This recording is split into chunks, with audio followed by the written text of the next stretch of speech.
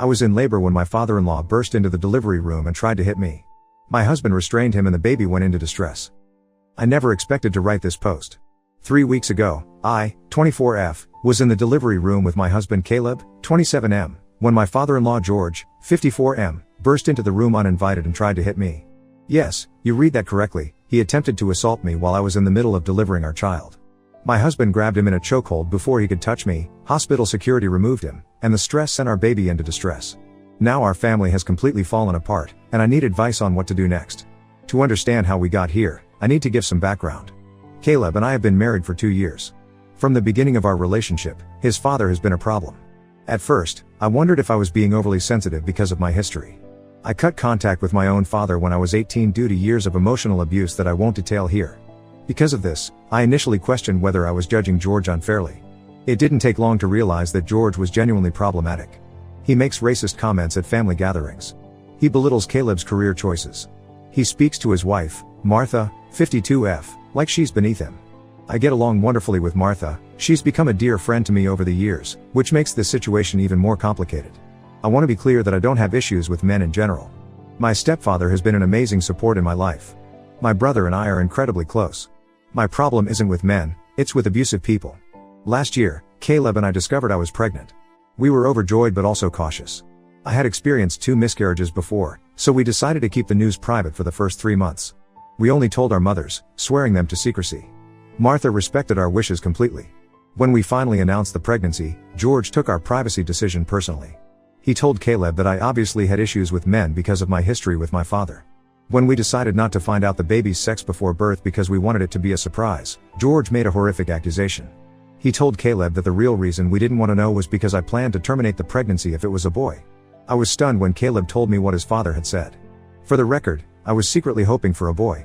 I have wonderful men in my life and would have been thrilled with a son. We simply wanted the surprise factor of not knowing until birth. My pregnancy was physically difficult. I struggled to gain weight due to severe morning sickness. I experienced cramping and occasional bleeding that required bed rest at various points. My doctor monitored me closely, and despite the challenges, we made it to 43 weeks, which my doctor described as unusual but not concerning given our continuous monitoring. Throughout my pregnancy, George's behavior worsened. When he learned I was planning a natural birth, he complained about my decision constantly.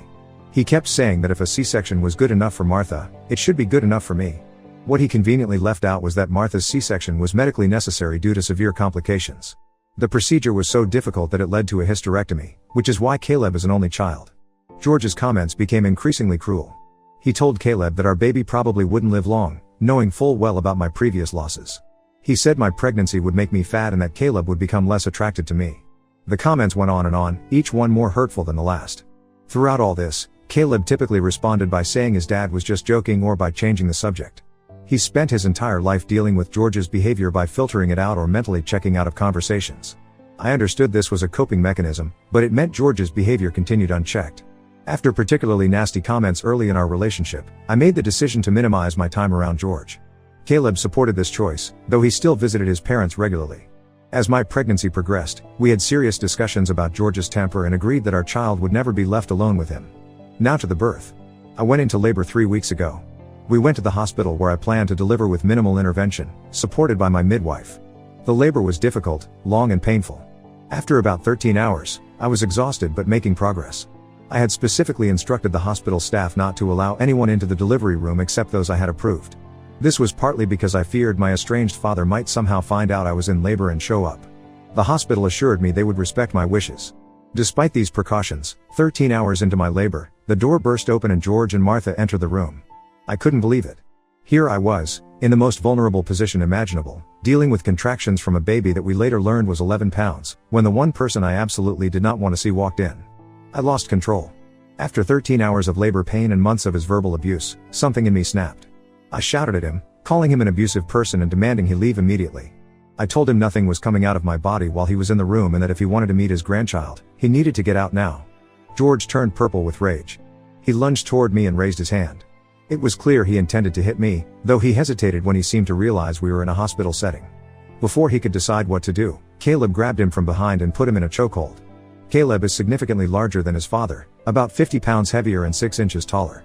The look in Caleb's eyes made me think he might seriously hurt his father if no one intervened. Thankfully, hospital security arrived quickly and removed George. Martha stayed behind, apologizing profusely and crying. The stress of the confrontation caused our baby to go into distress. I began panicking, which stalled my labor.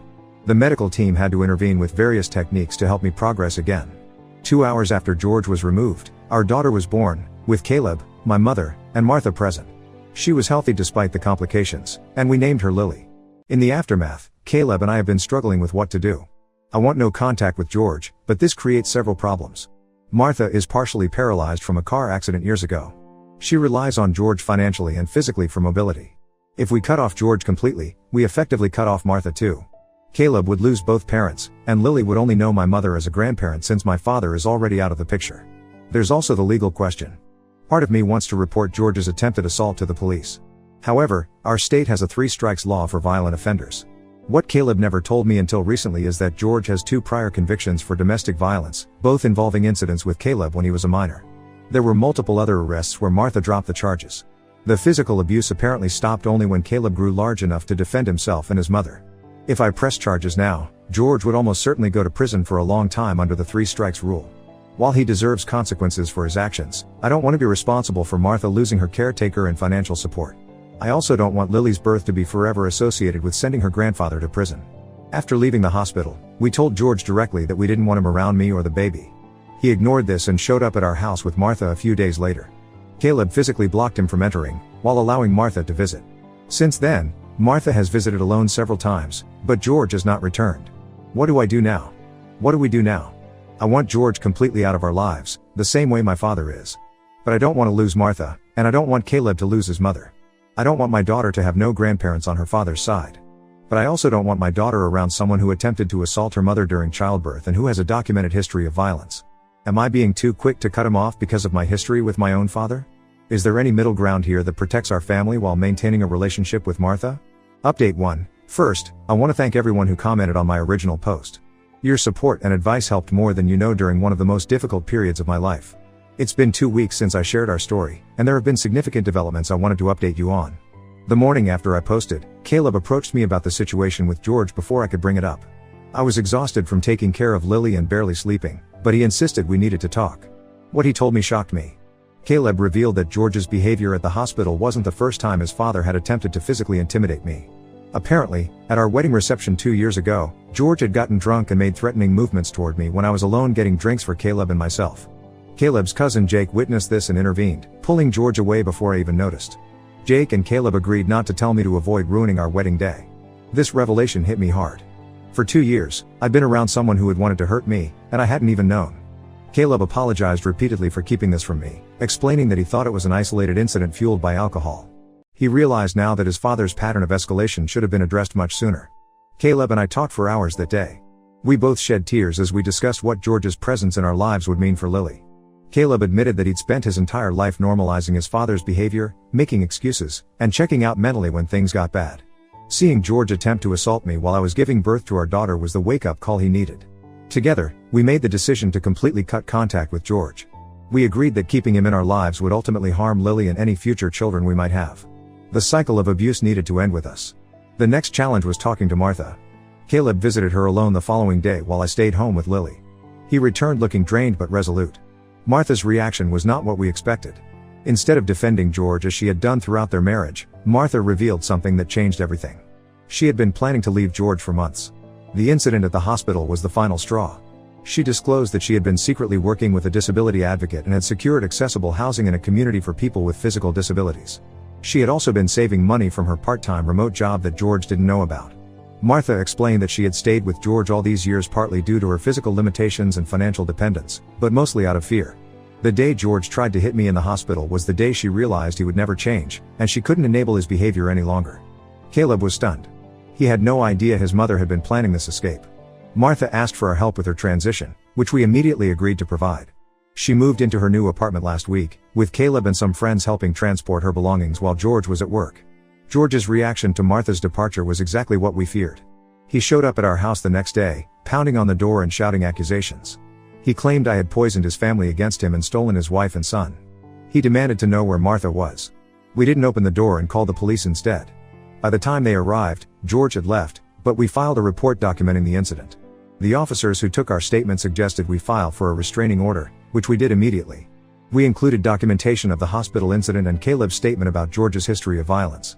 The temporary order was granted, and we're waiting for the hearing date for the permanent order. Martha is adjusting to her new independence. She seems lighter somehow, despite the challenges of living alone with her physical limitations. She's been visiting us regularly to spend time with Lily, and the relationship between her and Caleb has strengthened now that George isn't controlling their interactions. As for pressing charges for the hospital incident, we've decided to hold off for now. The restraining order provides some protection, and we want to see if George respects these new boundaries before escalating to criminal charges. Martha supports whatever decision we make but has asked us to give her time to establish her new life before potentially dealing with a criminal trial where she might need to testify. I've received some negative messages from George's side of the family, accusing me of breaking up a marriage and denying a grandfather access to his grandchild. Caleb has been fielding these calls and messages, explaining that George's behavior was unacceptable and that our priority is protecting our daughter. Some family members have understood, while others have taken George's side. Throughout all this, Lily has been our anchor. Caring for her keeps us focused on what really matters. She's growing quickly and starting to show her personality.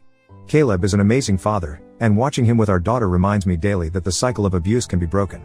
We're still taking things day by day, but we're united in our decision to keep George out of our lives. Martha's unexpected strength and decision to leave him has made the situation both easier and more complicated, but we're committed to supporting her new journey while protecting our own little family. I'll update again when there are new developments or after the restraining order hearing. Update 2. It's been a month since my last update, and the situation with George has escalated in ways we never expected. The restraining order hearing happened 2 weeks ago. Caleb, Martha, and I all testified about George's behavior, including the hospital incident and his history of violence. The judge granted a 1-year restraining order, prohibiting George from coming within 500 feet of our home, Lily, Caleb, or me. What we didn't anticipate was George's reaction to losing both his wife and the court case. 3 days after the hearing, Martha's new apartment was broken into. Nothing valuable was taken, but her personal items were scattered everywhere. The police couldn't prove it was George, as there were no witnesses or cameras, but we all knew. Martha was shaken but refused to let fear drive her decisions. She had a security system installed and continued living independently. Then came the revelation that changed everything. Caleb's aunt, George's sister, reached out to us with information she felt we needed to know. She had remained silent for years out of family loyalty, but after hearing about the hospital incident, she couldn't keep quiet any longer. According to Caleb's aunt, George had been violent long before his marriage to Martha. In his early 20s, he had dated a woman who ended up in the hospital after what was reported as a fall down the stairs. George was questioned but never charged. The aunt had witnessed George's violent temper with this woman before the incident and had always suspected he was responsible. More disturbing was what she told us about Caleb's birth. Martha's emergency C-section and subsequent hysterectomy weren't just medical complications as we'd been told. According to the aunt, George had pushed Martha during an argument when she was 9 months pregnant, causing her to fall and leading to the emergency surgery. The hospital staff had suspected abuse but Martha denied everything, claiming she had tripped. Caleb was devastated by this information. The story of his birth had been a complete lie. The aunt provided old family letters and photos that supported her claims, including correspondence between family members expressing concern about George's treatment of Martha before and after Caleb's birth. Armed with this new information, we went to the police to add to our existing reports. The officer who took our statement was concerned enough to assign a detective to look into the pattern of behavior. The detective interviewed Martha, who finally confirmed the truth about Caleb's birth and the years of abuse she had endured. Martha's confession opened floodgates of emotion. She shared how George had controlled every aspect of her life since the accident that caused her paralysis, which she now admitted wasn't an accident at all. George had been driving recklessly during an argument, intentionally frightening her, when he crashed the car.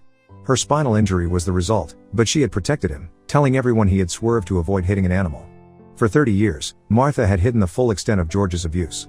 Her recent decision to leave him hadn't been as sudden as she'd initially portrayed. She had been planning it for years, slowly building courage and resources.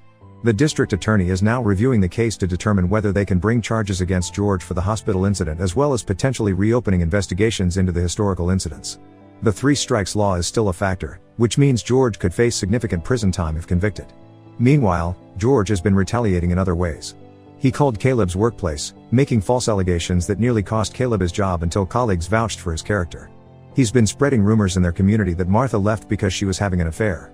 He even created fake social media accounts to harass me and post unfounded claims about our family. The psychological toll has been immense. Caleb started having nightmares about his childhood, remembering incidents he had suppressed. He's struggling with guilt over not protecting his mother sooner and anger at himself for bringing George into Lily's life, even briefly. Through all this, our focus remains on protecting Lily and supporting Martha. We've installed security cameras at our home and Martha's apartment. We've informed Lily's future pediatrician and childcare providers that George is not allowed any access to her under any circumstances. Martha has started therapy to process the decades of abuse and her new independence. She's also joined a support group for survivors of domestic violence, which has been incredibly helpful for her. Despite the challenges of living independently with her physical limitations, she says she feels freer than she has in 30 years. We're scheduled to meet with the district attorney next week to discuss potential charges against George. I'll update again after that meeting with whatever we decide and any new developments. Update 3, it's been 2 months since my last update, and I believe this will be my final post about this situation. We've reached what feels like a resolution, though not the one we expected. First, the legal developments. After meeting with the district attorney, we decided to proceed with pressing charges against George for the attempted assault at the hospital. The evidence, including multiple witness statements from hospital staff, was substantial. Given George's prior convictions and the new information about his history of violence, the DA felt confident about the case.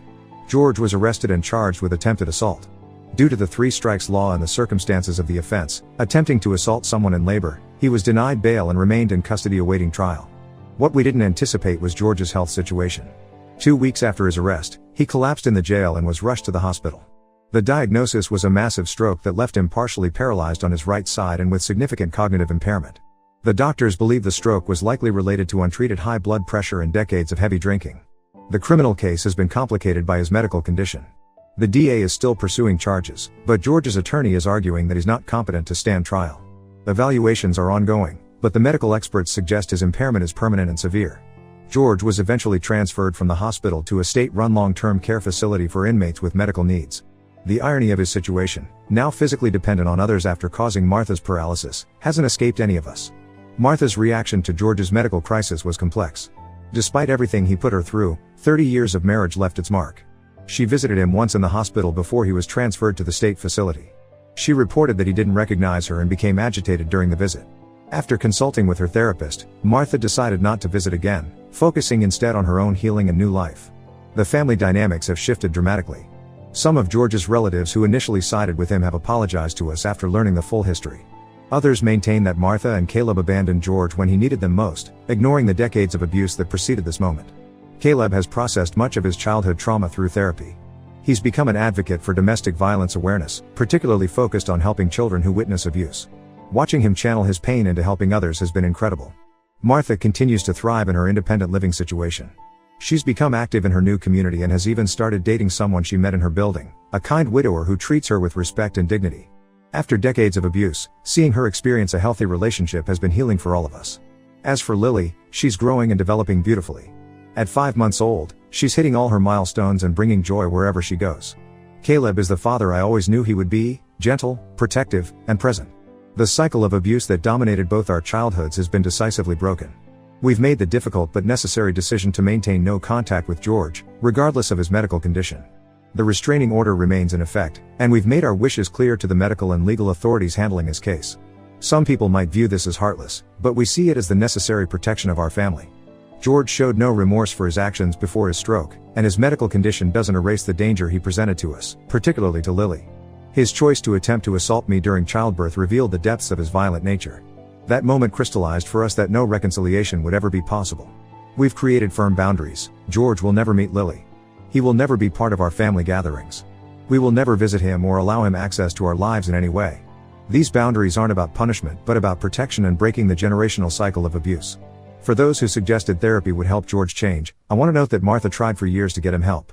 He refused every offer of counseling, denied his violent tendencies despite multiple convictions, and blamed everyone else for his actions. His stroke may have physically limited his ability to harm others, but it didn't transform him into a different person. Martha visits us weekly now, building a beautiful relationship with Lily. My mother and Martha have become friends, giving Lily 2 loving grandmothers. Caleb's relationship with his mother has deepened now that George isn't controlling their interactions. We're moving forward with our lives, focusing on creating a safe, loving environment for Lily. The shadow of George's abuse will always be part of our family history, but it won't define our future. We've learned that sometimes the healthiest choice is to remove toxic people from your life, even when those people are family. Thank you to everyone who offered support and advice throughout this difficult journey. Your perspectives helped us navigate one of the most challenging periods of our lives. While our story doesn't have a neat, happy ending, we've found peace in our decisions and hope in our new family dynamics. Now let's move to the next story. Story 2. My husband's best friend started flirting with me, and when I told my husband, he accused me of having feelings for his friend. Then his friend moved in with us and things got way worse. I, 26F, find myself in a situation that's slowly eroding my marriage and my sanity. It involves my husband Bruce, 28M, and his best friend Alex, 30M. I've been with Bruce for 6 years, married for 3, and I thought I knew what I was getting into when I said I do. But now, I'm not so sure. Bruce and Alex have been inseparable since they were kids. They grew up on the same street in a small town in Oregon, where everyone knew everyone else's business. Bruce was the shy, bookish type, always with his nose in a comic book or playing video games. Alex was the golden boy, charismatic, athletic, and popular. By all accounts, they shouldn't have been friends, but they clicked from day one. I met Bruce in college. We were both English majors, bonding over our shared love of obscure poetry and indie films. He was different from the guys I'd dated before, thoughtful, kind, and genuinely interested in what I had to say. Our relationship progressed quickly, and before I knew it, I was head over heels. And then Alex entered. Bruce had told me stories about his best friend, but nothing prepared me for the whirlwind that was Alex. He breezed into our lives during spring break of our junior year, all charm and easy smiles. I remember thinking he looked like he'd stepped out of a J. Crew catalog, perfectly messy hair, bright green eyes, and a smile that could melt ice. At first, I was thrilled that Bruce had such a close friend. Growing up as an only child with parents who moved around a lot for work, I'd never experienced the kind of bond Bruce and Alex shared. They had inside jokes that spanned decades, could communicate with just a look, and seemed to genuinely enjoy each other's company. But as time went on, I started to notice things. The way Alex's eyes would linger on me a bit too long. How he always managed to sit next to me at group gatherings. The subtle touches that could be passed off as friendly, but felt charged with something more. I tried to brush it off. After all, Alex was a notorious flirt. He'd had a string of girlfriends throughout college, never settling down with anyone for more than a few months. I figured it was just his nature, and as long as I maintained clear boundaries, everything would be fine. Bruce and I got married right after graduation. It was a small ceremony in Bruce's hometown, with Alex as the best man. I still remember his toast. He talked about how Bruce had always been there for him, through thick and thin, and how he knew I would make Bruce happy because I was basically the female version of him. At the time, I thought it was sweet. Now, those words haunt me. After the wedding, Bruce and I moved to Seattle for his job at a tech startup. I found work as a copywriter for a local advertising agency. Life was good, we were young, in love, and building our future together. Alex moved to Seattle 6 months later. He claimed it was for a job opportunity, but I couldn't help wondering if there was more to it. He quickly became a fixture in our lives, always dropping by unannounced, joining us for dinner, tagging along on weekend trips. Things started to change about a year ago. Alex began dating Sierra, a pediatric nurse he met at a charity event. She was sweet and down to earth, and for a while, I thought Alex had finally found someone who could keep him grounded. But 3 months ago, they broke up. Alex was devastated. Apparently, Sierra wanted to have children, but Alex had gotten a vasectomy years ago, adamant that he didn't want kids. The breakup was messy, with Alex accusing Sierra of trying to change him. Since then, Alex has been leaning on us, particularly me, for emotional support. He'll call or text at odd hours, wanting to talk about his feelings or seeking advice. I've noticed he rarely reaches out to Bruce for these heart-to-hearts, preferring to confide in me instead. Last weekend, things came to a head. We were at a mutual friend's birthday party, and Alex had clearly had too much to drink. Bruce was engrossed in a game of pool with some colleagues, leaving me to deal with an increasingly handsy Alex. He cornered me in the kitchen, his breath reeking of whiskey. "You know," he slurred, leaning in close, "Bruce is a lucky guy. If I'd met you first." He trailed off, his hand coming to rest on my waist. I froze, unsure of how to react without causing a scene. Thankfully, another friend walked in at that moment, breaking the tension. Alex stumbled away, leaving me shaken and confused. Now, I'm at a loss. Do I tell Bruce about Alex's behavior? I'm worried it could destroy their friendship, and I don't want to be the cause of that. But I also can't continue like this, constantly on edge around someone who's supposed to be a close friend. To make matters worse, we have a camping trip planned next month, just the 3 of us. It's an annual tradition that started back in college, but the thought of being isolated in the woods with Bruce and Alex for a whole weekend fills me with dread. I love Bruce with all my heart, and I value the friendship we've built with Alex over the years. But I'm starting to feel like I'm caught in the middle of something I never asked for. There's a part of me that wonders if I'm overreacting. Maybe Alex is just going through a rough patch and needs support. Maybe I'm reading too much into innocent gestures. But then I remember the look in his eyes at the party, the weight of his hand on my waist, and I know in my gut that something isn't right. I've thought about talking to Sierra, Alex's ex, to get her perspective. But I'm worried that might be crossing a line. Plus, I don't want to drag her into this mess if I'm just imagining things. Bruce has always been somewhat oblivious to social cues. It's one of the things I love about him, his innocent, trusting nature. But now, I find myself wishing he were more perceptive. Maybe if he noticed Alex's behavior, I wouldn't have to be the one to bring it up. I'm lost and could really use some advice. How do I navigate this minefield without blowing up my marriage or my husband's most important friendship? Should I confront Alex about his behavior? Or do I need to have a serious conversation with Bruce about setting some boundaries with his best friend? I feel like I'm walking a tightrope, and one wrong move could send everything crashing down. Any insights or experiences would be greatly appreciated. Update 1. It's been a month since my original post, and I wish I could say things have improved. Unfortunately, the situation has only become more complicated and distressing. First, I want to thank everyone who responded to my original post.